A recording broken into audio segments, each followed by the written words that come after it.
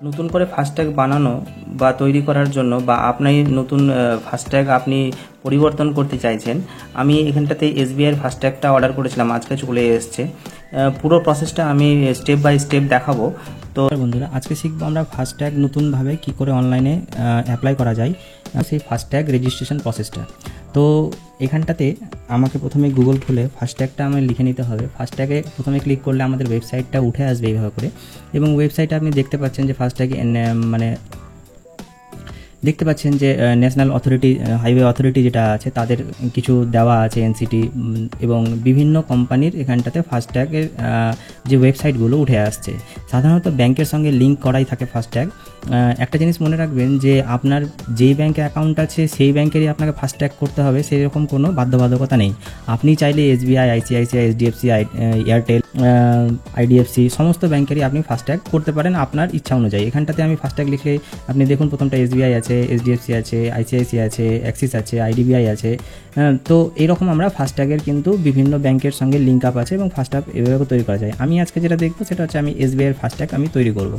তো এসবিআইয়ের আমি যদি প্রথম ওয়েবসাইটটাতে আমি ক্লিক করি, ফাস্ট্যাগ এসবিআই এখানটাতে লেখা আছে, যা এখানটাতে আপনি পড়তে চাইছেন আপনি পড়ে নেবেন। এটা খুলে গেলে এরকম কাতে এখানে লগ ইন প্রসেস আছে। এখানটাতে আমাদের লগ ইনটা, আমি তো নতুন রেজিস্ট্রেশন করতে চাইছি, ওই জন্য কাস্টমার অনলাইন রেজিস্ট্রেশনে আমরা ক্লিক করব। ক্লিক করার পরে আপনাদের কাছে যে উইন্ডোজটা খুলে আসবে, হচ্ছে registration type new customer, existing customer. আপনি যদি এক্সিস্টিং কাস্টমার হন তাহলে আপনার লগ ইন করে ক্লিক করতে হবে, আর আপনার যদি নতুন কাস্টমার হন তাহলে কিন্তু আপনার নিউ কাস্টমার এখানটাতে ক্লিক করতে হবে। তো নিউ কাস্টমার আমি ক্লিক করলাম। এবার আপনার রেজিস্টার মোবাইল নাম্বার চাইছে, আপনি যেটাতে মানে ফাস্ট্যাগ এর পরে রিচার্জ বা সমস্ত কিছু করবেন সেই রকম একটা লিঙ্কড নাম্বার এখানটাতে দিতে হবে। নাম্বার আমি দিয়ে দিচ্ছি, পরে ক্যাপচা ফিল আপ করে দিতে হবে। এবার ভেরিফাই ওটিপি। এবার ভেরিফাই ওটিপি করলে আমার ফোনে ওটিপিটা আসবে এবং ওটিপিটাকে এখানে সাবমিট করতে হবে। যাওয়ার পরে এখান থেকে বলছে সাবমিট করতে চান, আমি করতে চাই, তাহলে ওকে করে দিলাম। ওকে করার পরে এবার এখানটাতে যেই ভেরিফাই ওটিপি হয়েছে, এবার প্যান ভেরিফিকেশান চাইছে। এবার আপনার প্যান নাম্বারটা এখানটাতে দিতে হবে। প্যান নাম্বারটা ফিল আপ করে দিবেন এবং প্যান কার্ড অনুযায়ী যে প্যান নাম্বারে নাম আছে সেই নামটা দিবেন এবং আপনার পুরো নামটা এখানটাতে দিবেন এবং ডেট অফ বার্থ করে ভেরিফাইয়ে ক্লিক করবেন। আমি পুরো ডিটেলসটা ফিল আপ করে নিচ্ছি। ডিটেলসটা ফিল আপ করার পরে এবার আমি ভেরিফাইয়ে ক্লিক করব। এবার প্যান কার্ডের সঙ্গে আমি যে তথ্যটা দিলাম সেটাকে ভেরিফাই ওরা দেখে নেবে। এখানটাতে বলছে প্যান ভেরিফাইড সাকসেসফুলি, মানে আমার সব কিছু ঠিক আছে। তাহলে নেক্সট অপশানটা এখানটাতে চলে আসলো। এরপরে বলছে জেন্ডার সিলেকশন করতে, জেন্ডারটাকে আমি সিলেকশন করে নেব। আমার এখানটাতে মেল আইডি চাইছে, রিজিয়ন চাইছে। আমি ইস্ট ইন্ডিয়াতে, ওয়েস্ট বেঙ্গলে বাস করি, ওই জন্য ইস্ট ইন্ডিয়া করলাম। ইস্ট ইন্ডিয়া করলে আমার ওয়েস্ট বেঙ্গলটা চলে আসবে। এখানটাতে যে রিজিয়নে থাকেন আপনি সেই রিজিয়নেরটা করতে হবে। আমার যে শহরের নাম আছে সেই শহরের নামটা আমি এখানটাতে ড্রপ ডাউন থেকে চুজ করে নেব। আমি চুজ করে নিলাম, এখানে পিনকোড আমার চুজ করে নিলাম এবং এখানে পুরো অ্যাড্রেসটা নিয়ে দেবো এবং প্যানের ইমেজ চাইছে, মানে প্যান কার্ডের যে আপনার যে ছবিটা আছে সেই প্যান কার্ডের স্ক্যান কপি কিন্তু এখানটাতে লাগবে। এটা আমি তাড়াতাড়ি করে ফিল আপ করে সমস্ত তথ্য ফিল আপ করা হয়ে গেছে। প্যান কার্ডের স্ক্যান কপি এটা 250 KB নিচে করতে হবে। আই কনফার্ম দিয়ে সাবমিটে আমি ডকুমেন্টে ক্লিক করলাম। যখনই হয়ে গেল আমার মোবাইলে একটা আমার নাম্বার, রেজিস্টার নাম্বার এবং পাসওয়ার্ডটা চলে আসলো এখানটাতে এবং লেখা চলে আসলো রেজিস্টার মোবাইল নাম্বারে চলে আসছে। এবার কন্টিনিউ টু লগ ইন, এখানটাতে ক্লিক করলে আমার এই লগ ইন আইডিটা চলে আসলো। এখানটাতে আমার যে নাম্বারে দিয়ে আমি করলাম সেই নাম্বারটাকে আমি দিব এবং পাসওয়ার্ডটা যেটা পাঠিয়ে দিয়েছে সেই পাসওয়ার্ড দিয়ে আমরা লগ ইন করে নেব। টু বি চেঞ্জ, মানে পাসওয়ার্ডটাকে চেঞ্জ করতে বলছে আমাদেরকে। এখানটাতে লগ ইন করে নিচ্ছি, হয়ে যাক।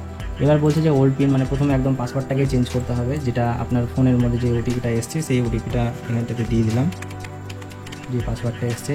এবং এখানটাতে 8 অক্ষর কমসে কম এবং স্পেশাল ক্যারেক্টার সমস্ত কিছু থাকে, এরকম একটা পাসওয়ার্ড তৈরি করতে বলছে। আমার পাসওয়ার্ডটা সাকসেসফুলি চেঞ্জ হয়ে গেছে। এবার যে এক্সিস্টিং পাসওয়ার্ড দিয়েছিলাম সেটাতে আমরা পাসওয়ার্ডটাকে দিয়ে এরপরে আমরা লগ ইন করার পরে এখানটাতে আমরা দেখতে পাচ্ছি যে প্রথম দিকেই এখানটাতে কাস্টমার, মানে নতুন আমি ট্যাগটাকে আমি মানে অ্যাপ্লিকেশন করতে চাইছি, তাহলে customer online tag add tag যেটা আছে এখানে ক্লিক করব। এখানটাতে দেখে নিন vehicle number, engine number, chassis number, RC number, commercial আছে কিনা, কোন টাইপের ক্লাস আছে, কার, জিপ, ট্রাক, ম্যাক্সি যা থাকুক, ভেহিকলসের স্টেট মানে কোন রাজ্য থেকে নেওয়া হয়েছে, ভেহিকলসের ডেসক্রিপশন, পেট্রোল না ডিজেল, এটা আপনাদের করতে হবে। ব্রাঞ্চ কোডটা আমার দেওয়ার দরকার নাই। আর আপনার ডেলিভারি অ্যাড্রেস, মানে কোথায় ট্যাগটা ডেলিভার্ড হবে সেই অ্যাড্রেসটা পুরোটা এখানটাতে ফিল আপ করবেন। ভেহিকলসের একটা ইমেজ এবং আরসি বুকের ইমেজ এখানটাতে আপলোড করবেন। আমি তাড়াতাড়ি করে ফিল আপ করে নিচ্ছি। ঠিক আছে, ভেরিফাই ক্লিক করতে বলছি। এটা সমস্ত ডিটেলস ভেরিফাই করার পরে কিন্তু আপনি সাবমিটে ক্লিক করলে এখানে বলছে vehicles number registration is eligible for registration, please proceed. এখানটাতে এবার ক্লিক করে নিলাম, আমার চেসিস নাম্বার যেটা দেওয়া আছে এবং সমস্ত কিছু এখানে করার পরে এরপরে আমি এখানটাতে নিচে চলে আসলাম এসবিআই পেতে। এবারে ক্লিক করলাম, ক্লিক করার পরে এখন আমাকে পেমেন্ট গেটওয়েতে ঢুকিয়ে দিবে।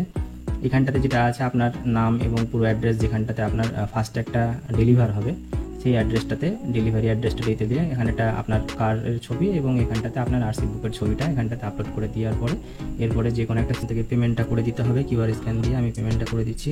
টোটাল 200 টাকা ডিপোজিট নিল, 100 টাকা ডিপোজিট নিল এবং 200 টাকা সিকিউরিটি ডিপোজিট নিল, 300 টাকা টোটাল, আর 100 টাকা আপলোডের জন্য নিয়ে নেবে। তা দেখুন এবার সাকসেস আইডি এবং ব্যাঙ্ক রেফারেন্স পড়ে গেছে নাম্বার। এখান থেকে সাকসেস যখনই হয়ে গেল এবার আমি এই জিনিসটাকে ক্লোজ করে নিচ্ছি। এটা 7 থেকে 10 দিনের মধ্যে আমার কাছে ফাস্ট্যাগটা চলে আসবে। এই সমস্ত কিছু হয়ে যাওয়ার পরে এবং আপনার কাছে আপনার ফাস্ট্যাগটা চলে এসছে, তো ওইখানটাতে আপনি দেখবেন যে ফাস্ট্যাগের যে উপরে কুরিয়ার নাম্বারটা আছে বা স্পিড পোস্টের নাম্বারটা আছে সেটা দিয়ে এবার কিন্তু অ্যাক্টিভেশন করতে হবে। তো যখন আপনারা পাঠিয়েছিল সেই কুরিয়ারটা, সেখানটাতে কিন্তু একটা মেসেজ এসেছিলো আপনাদের কাছে। সেখানটাতে লেখা ছিল dear SBI first customer, please prevent the courier number for activation the tag. তো এরপরে আমরা কি করব, এখানটাতে আবার ফাস্ট্যাগের যে ফাস্ট্যাগের ইন্টারফেসটা আসছে সেই ইন্টারফেসটা খুলে যাবে। এরপরে কি করবেন, এরপরে গিয়ে এখানটাতে যে অনলাইন ট্যাগ ইন্স্যুরেন্স অ্যাকনোলেজমেন্ট আছে এখানটাতে ক্লিক করবেন। ক্লিক করার পরে এখানটাতে দেখুন আমার ফাস্ট্যাগটা হয়ে গেছে, কিন্তু ট্যাগ স্ট্যাটাসে এখানটাতে কিন্তু ব্লকড আছে। এবার এইটাকে অ্যাক্টিভেশন করতে হবে। তো অ্যাক্টিভেশন করার জন্য আমাদের এসিকে যে অপশানটা আছে সেই এসিকে অপশানটাতে আমি ক্লিক করব। ক্লিক করার পরে আমার সমস্ত ডিটেলস চলে এসছে। এখানটাতে দেখুন একটা কুরিয়ার নাম্বার বলে আছে, এই কুরিয়ার নাম্বারটা আপনাকে এখানটাতে ইনপুট করতে হবে। আমি ইনপুট করে নিচ্ছি, আমি দিয়ে নিলাম আমার কুরিয়ার নাম্বারটা। এবার আমি এখানটাতে সাবমিট করছি। রিমার্কস দিতে বলছে, রিমার্কস আমি দিয়ে দিলাম। Courier number verified successfully and okay, no record found হয়ে গেছে আর আপনার যে ফাস্ট্যাগটা আছে সেটা কিন্তু অ্যাক্টিভেশন হয়ে গেছে। এরপরে আপনি ট্যাগ রিচার্জে গিয়ে ইচ্ছা করলে আপনি ট্যাগ রিচার্জ করতে পারেন, আপনি ফোনপে থেকেও করতে পারেন। ফোনপেতে ডাইরেক্ট ট্যাগ রিচার্জে গিয়ে এসবিআই, অথবা এই ডাইরেক্ট ঢুকে এখানটাতে এসবিআই পেতে আপনার যত টাকা ইচ্ছা তত টাকা আপনি করতে পারেন। এইভাবে পুরো ফাস্ট্যাগের প্রসেসটা কমপ্লিট হবে।